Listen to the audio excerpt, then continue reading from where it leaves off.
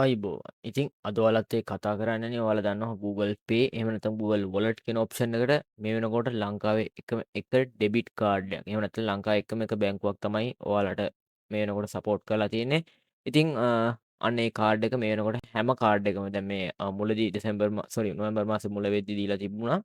නමුත් හැම කාඩ් එකක්ම ඇඩ් කරන්න හැකියාවක් තිබුණේ නැහැ. දැන් මේ වෙනකොට හැම කාඩ් එකක්ම ඇඩ් කරන්න හැකියාවක් දීලා තියෙනවා. ඉතින් බලමු කොහොමද මේ ඔයාලගේ කාඩ් එක ඇඩ් කරගන්නේ කියලා.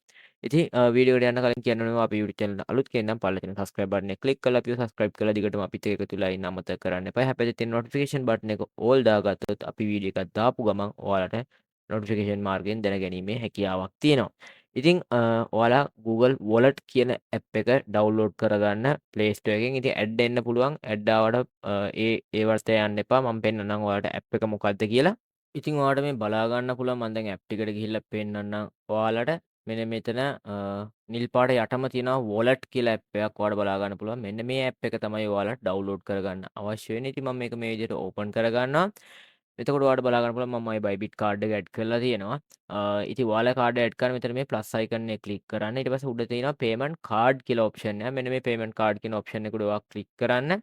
මම මේක උඩ ක්ලික් කරනවා. ඉතින් පිට පල්ලෙහා තියෙන loyalty card ඒවා මේවා ඇඩ් කරන්න gift card එහෙම. ඊට පස්සේ මේ විදිහට වාගේ Google එකට save කරපු card තියෙනවා නම් මේ විදිහට පල්ලෙහාම බලා ගන්න පුළුවන්. එතන වාගේ commercial bank card එක තියෙනවා නම් එතනින්ම ටික් එක දාලා ඔයාලට ඇඩ් කරන්න පුළුවන්.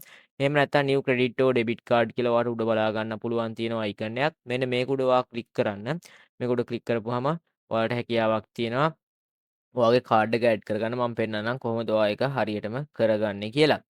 ඉතින් මෙන්න මේ විදිහට මම මේක උඩ ක්ලික් කරනවා. ක්ලික් කරායින් පස්සේ ඔයාලට බලා ගන්න පුළුවන් මේ විදිහට ලෝඩ් වෙනවා. ලෝඩ් වුණායින් පස්සේ ඔයාලට කාඩ් එකේ විස්තර දාන්න වෙනවා. ඔයාගේ ඩෙබිට් කාඩ් එකේ හෝ ක්‍රෙඩිට් කාඩ් එකේ උඩ තියෙනවා අංකයක්. ඒ අංකේ සම්පූර්ණයෙන්ම මෙතන ගහන්න ඕනේ. ඊට පස්සේ ඔයාලට බලා ගන්න පුළුවන් වම් අත පැත්තේ තියෙනවා කොටුව. ඒකේ expire date එක ගහන්න ඕනේ. ඊට සිකියුරිටි කෝඩ් එක කියන එක තමයි අර ඔයා දැන් CVC කියන කෝඩ් එක.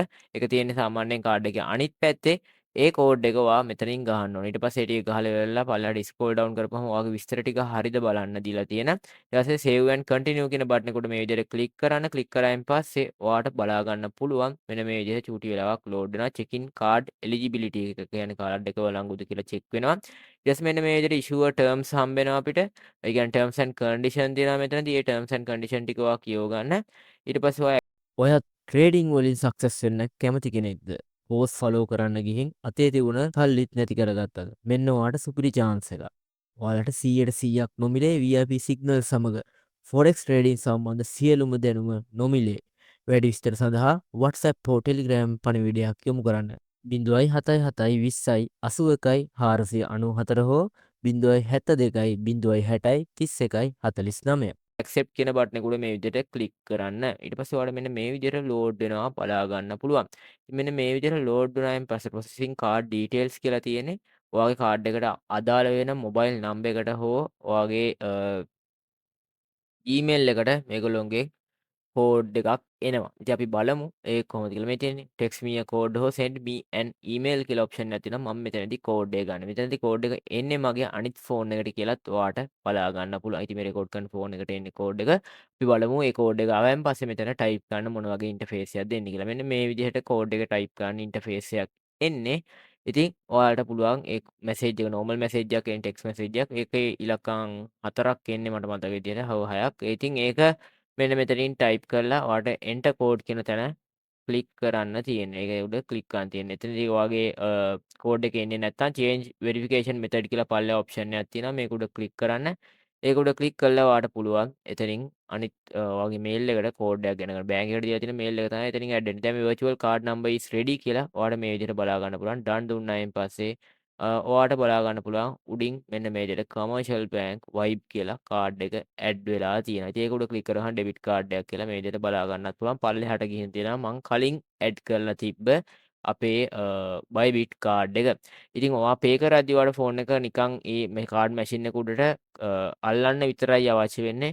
ඔයාගේ කාඩ් එකෙන් පේ වෙන මොන කාඩ් එකද කියලා මෙතනින් ඉල්ලනවා. එතකොට දැන් කාඩ් දෙකක් විතර ඇඩ් කරලා තියෙනවා නම් මොන කාඩ් එකෙන්ද කියලා ඉල්ලනවා. අහනවා මෙතනදී මැසේජ් එකක් එනවා. එතකොට ඔයාට ඒ ඕන කාඩ් එකකින් පේ කරන්න මෙතනදී හැකියාවක් ඒගොල්ලෝ දීලා තියෙනවා. ඉතින් අන්න ඒ විදිහට හොඳ ඔප්ෂන් ගොඩක් ඔයාලට හම්බෙලා තිනවා මේකෙන්.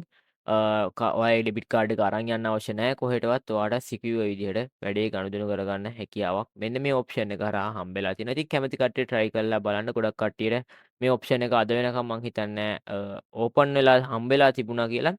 ඉතින් ඒ හින්දා කට්ටිය try කරලා බලන්න. මෙන්න මේ වගේ ගොඩක් වටින ඔප්ෂන් තමයි ඔයාලට මෙන්න මේවා. ඒ කියන්නේ මේ ඇත්තටම තාක්ෂණයත් එක්ක යද්දි ඔයාලට මේවා ගොඩක් වටිනවා.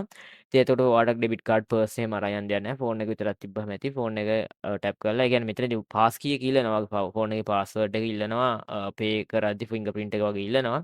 ඉතින් ඒ ටික දීලා ඔයාලට පුළුවන් ලස්සන්ට මෙන්න මේකේ වැඩේ කරගන්න. ඉතින් අද වීඩියෝ එකෙන් කතා කරන්න ආයේ මෙන්න මේ දේවල් ගැන තමයි. වීඩියෝ එක හොඳයි නම් අනිවාර්යයෙන්ම ලයික් එකක් දාන්න, ෂෙයා කරන්න අමතක කරන්න එපා. අපිත් එක්ක හැමෝටම සුබ දවසක්.